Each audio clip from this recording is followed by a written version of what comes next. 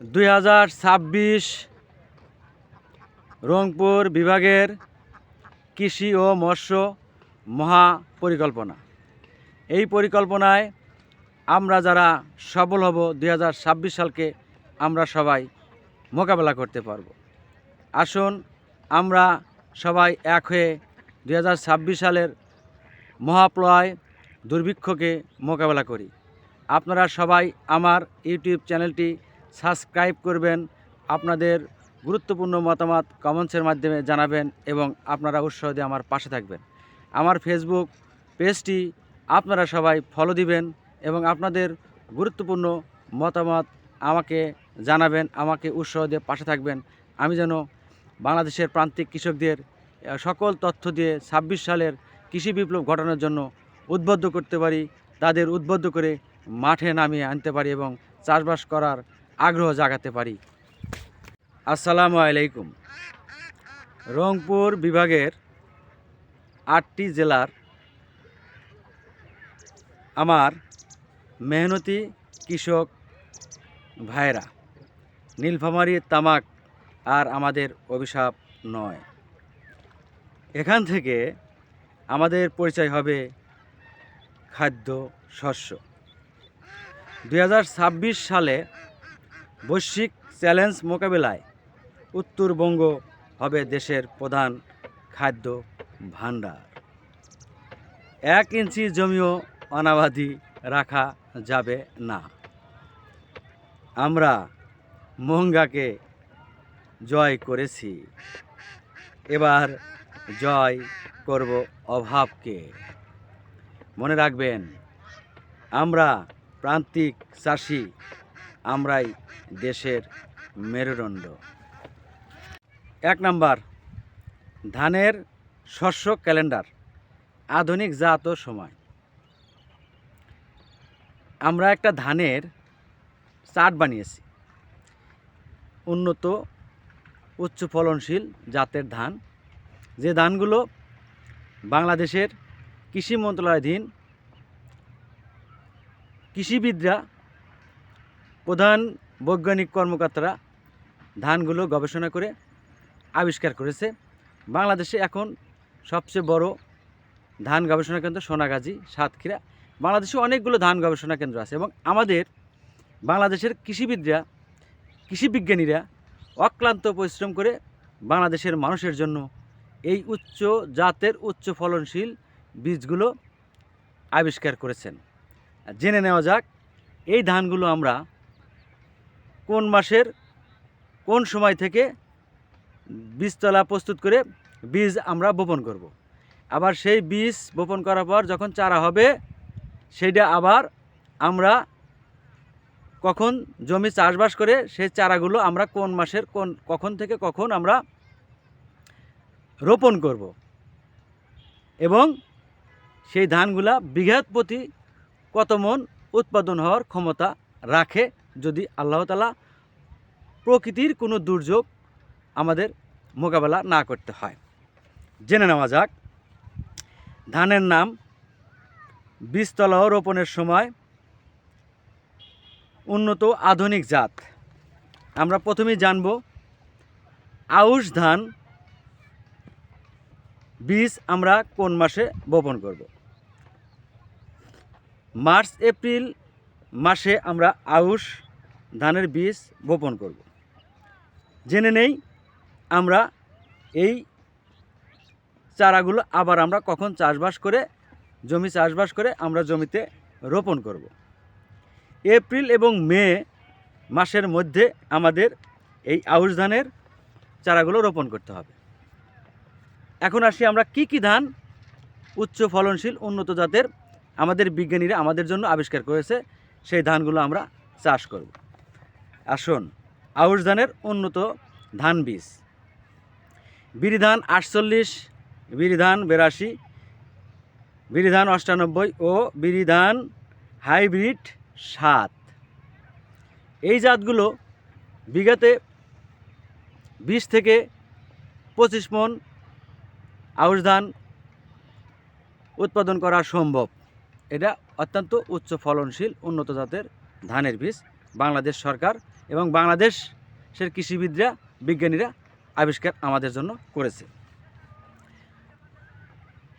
আমন ধান, চলুন আমরা এবার জেনে নেব আমন ধান আমরা বীজতলা প্রস্তুত করে কখন আমন ধানের বীজ আমরা বপন করব এবং কখন জমি চাষবাস করে আমরা রোপণ করব।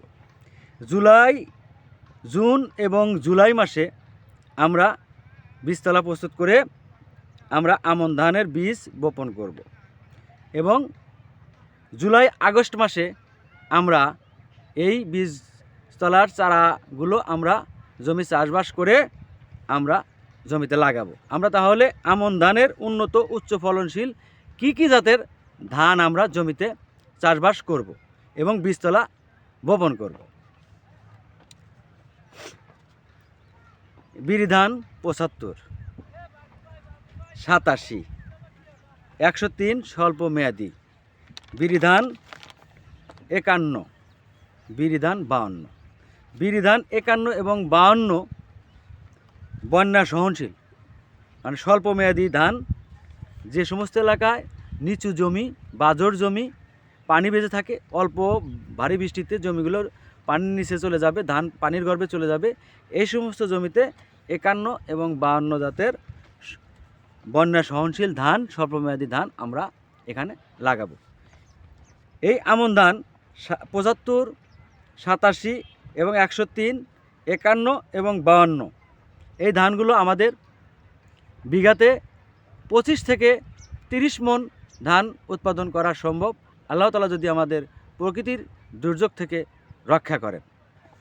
এবার আমরা বোরো ধান সম্পর্কে জানব।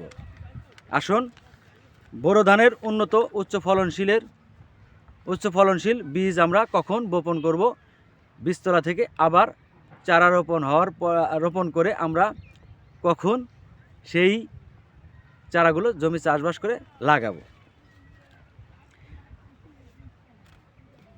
এবং উন্নত ধানের বীজগুলো আমরা এবার এই বোরো ধানে বেছে নেব সবাই 2026 সাল মোকাবেলা করার জন্য। বপনের সময় অক্টোবর এবং নভেম্বর বীজতলা প্রস্তুত করে আমরা বপন করব, মানে আমরা ধানগুলো বীজতলা বুনব এবং রোপণ করব। মানে চারা যখন হবে আমরা জমিতে পানি দিয়ে চাষবাস করে এই চারাগুলো নিয়ে আমরা গাড়বো, ধানের চারাগুলো নিয়ে আমরা গাড়বো, তাকে বলা হয় রোপণ করব। ডিসেম্বর এবং জানুয়ারিতে বপন করব আমরা কি মাসে? অক্টোবর এবং নভেম্বরে আমরা বপন করব, অক্টোবর এবং নভেম্বরে আমরা বপন করব, ডিসেম্বর এবং জানুয়ারিতে আমরা রোপণ করব, মানে চাষবাস করব। কি ধান উন্নত উচ্চ ফলনশীল আমাদের বিজ্ঞানীরা আমাদের জন্য কি ধান আবিষ্কার করছে, চলুন এবার আমরা জেনে নেব। বিরি ধান 89, বিরি ধান 92,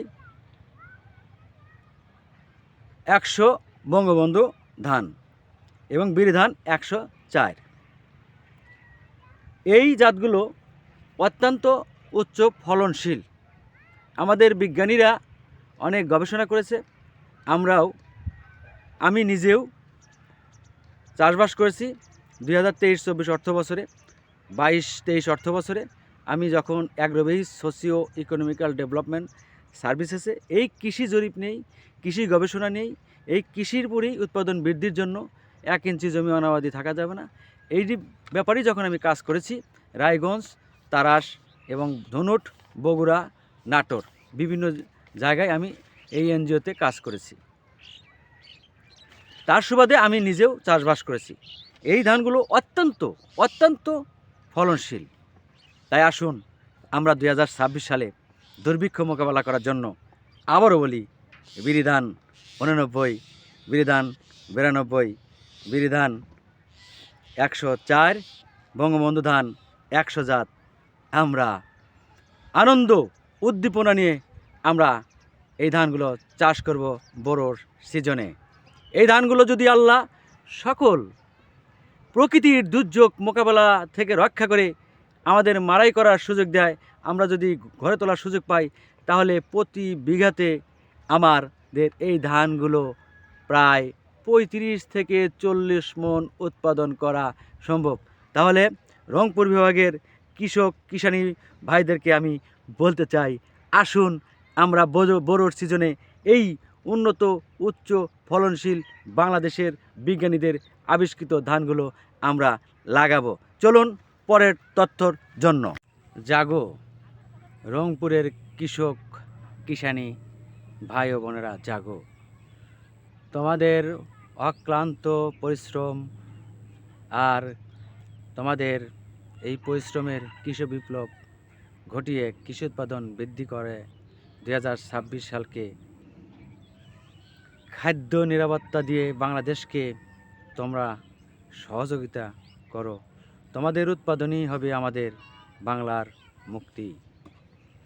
3 নাম্বার, জেলাভিত্তিক শস্য উৎপাদনের জরিপ, বার্ষিক গড় লক্ষ্যমাত্রা। রংপুর ডিভিশন বা রংপুর বিভাগের আমি প্রত্যেক জেলায় বার্ষিক গড় কী পরিমাণ শস্য উৎপাদন করতে হবে বা লক্ষ্যমাত্রা 2026 সালে আমি একটি তার চার্ট বানিয়েছি আমার ক্ষুদ্র জ্ঞান থেকে। জেলা: ধান, আলু, ভুট্টা, সবজি ও অন্যান্য।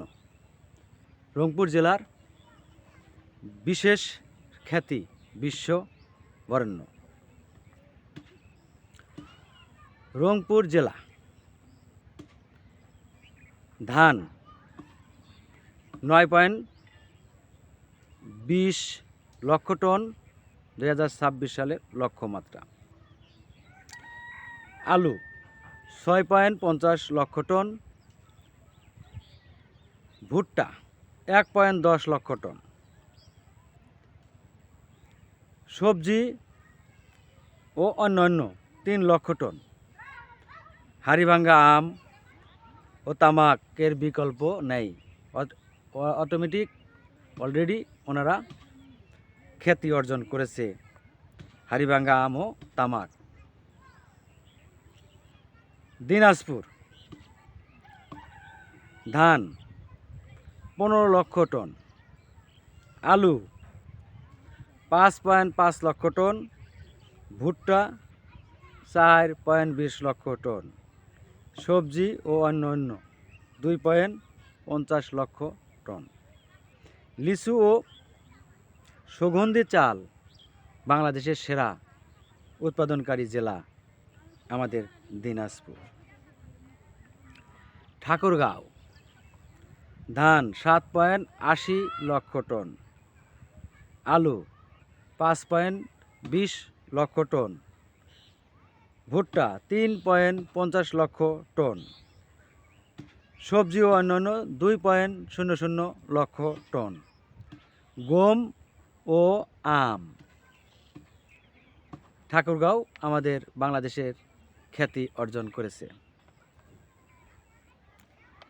পঞ্চগড়: ধান 4.50 লক্ষ টন। আলু 2.10 লক্ষ টন। ভুট্টা 1.20 লক্ষ টন। সবজি ও অন্যান্য 1.50 লক্ষ টন।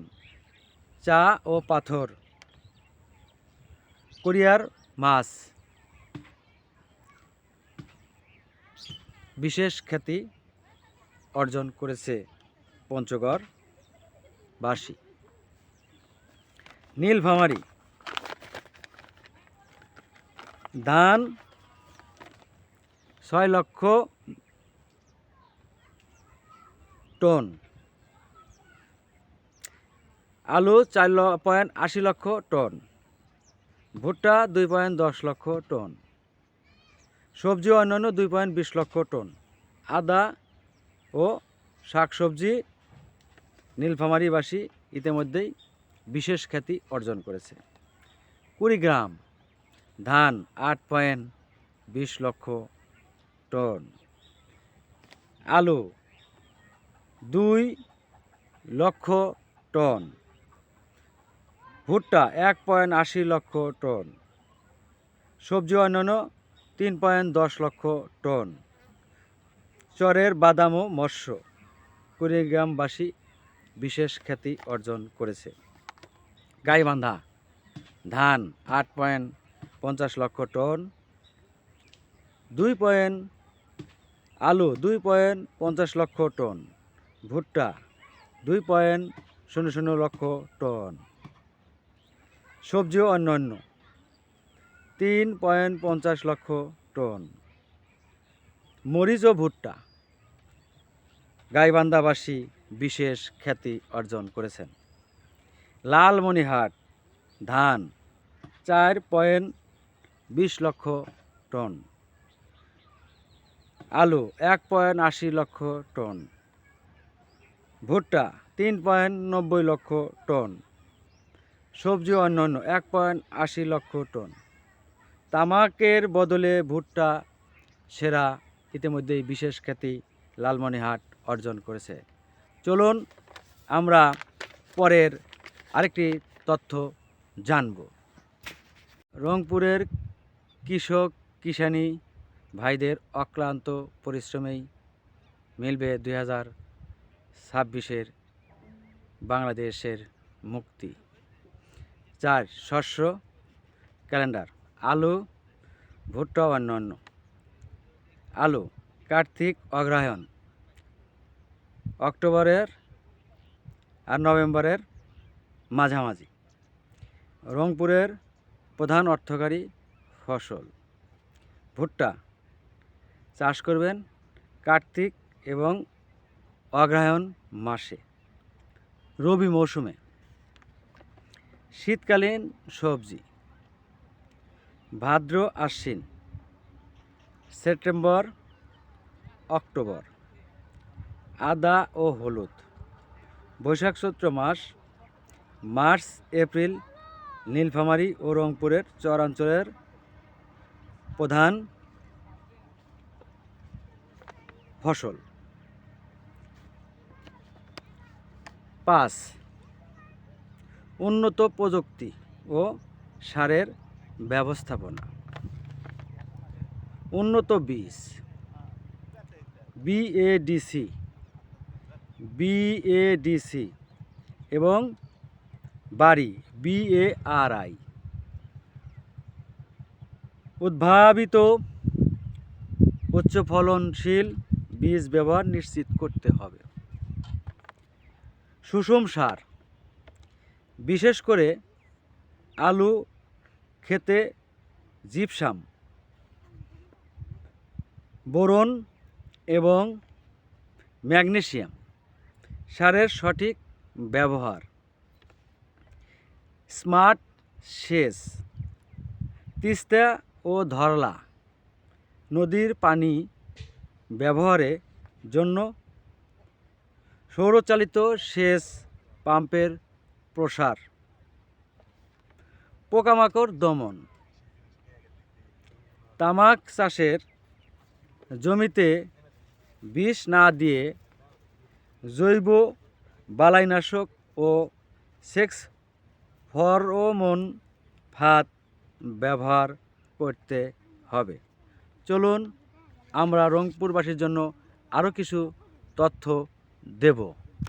রংপুরের মাটি সোনার চেয়েও খাঁটি। রংপুরের কৃষকদের উৎপাদনেই 2026 সাল বাংলাদেশ মুক্তির পথ খুঁজে পাবে। রংপুর বিভাগের সমস্যা ও দাবি। রংপুর অঞ্চলের কৃষকদের ন্যায্য মূল্য নিশ্চিত করতে প্রতি জেলায় সরকারি হিমাগার ও কৃষি প্রক্রিয়াজাতকরণ অ্যাগ্রো প্রসেসিং জোন স্থাপন করতে হবে। তিস্তা মহাপরিকল্পনা দ্রুত বাস্তবায়ন করে চরাঞ্চলের বালুচরকে সোনার ফসলে ভরিয়ে দিতে হবে। দিনাজপুরের লিচু ও রংপুরের হাড়িভাঙ্গা আমের জন্য আন্তর্জাতিক বাজার উন্মুক্ত করতে হবে। প্রিয় সম্মানিত দেশবাসী, উত্তরবঙ্গের প্রান্তিক কৃষক ও জনতা, আমরা মঙ্গাকে জাদুঘরে পাঠিয়েছি। 2026 সালের বিপ্লবে আমরাই হব বিজয়ী। কুড়িগ্রামের মাছ, দিনাজপুরের লিচু আর রংপুরের আলু পৌঁছে যাবে বিশ্ব বাজারে। আমাদের ঘামেই লেখা হবে আগামীর বাংলাদেশ। রংপুর বিভাগ জেগেছে, এবার বাংলাদেশ হাসবে। জয় রংপুরবাসী, জয় রংপুরের কৃষক, কিষাণী, মৎস্যজীবী ভাইরা। আমি আপনাদের উদার্থ আহ্বান জানাই, আমরা আর অলসতা না করে ঘরে না থেকে দ্রুত মাঠে ঝাঁপিয়ে পড়ব। কৃষি বিপ্লব ঘটিয়ে 26 সালকে মোকাবেলা করব। আমার এই ওয়ার্ল্ড ইকুয়েশন চ্যানেলটি সবাই সাবস্ক্রাইব করবেন, কমেন্টস করবেন, আপনাদের মূল্যবান মতামত আমাকে জানাবেন। আপনাদের যদি কোনো তথ্য থাকে আপনারা আমাকে জানাবেন।